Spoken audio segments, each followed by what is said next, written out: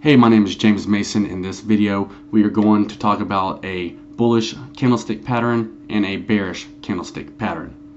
So, a bullish candlestick pattern is when you start seeing these green candlesticks start to step up.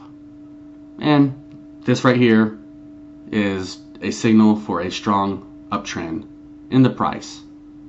So, if you look right here, as it starts, it's going up and then actually comes up to its high over here. That's actually 1.49%, and for this stock right here, it gained 84 cents.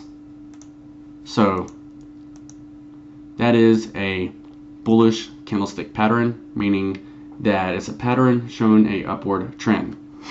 Now, contrary to that, the candlesticks going down like this is what you call a bearish candlestick pattern, and it just signals a downward trend. And as you can see, it just keeps going until about right here it starts changing the course a little bit, and then it goes again. So this is just a quick video. This pattern right here is very simple to see. So if you could, give me a thumbs up if you like this video. Please subscribe, and I will see you in the next one.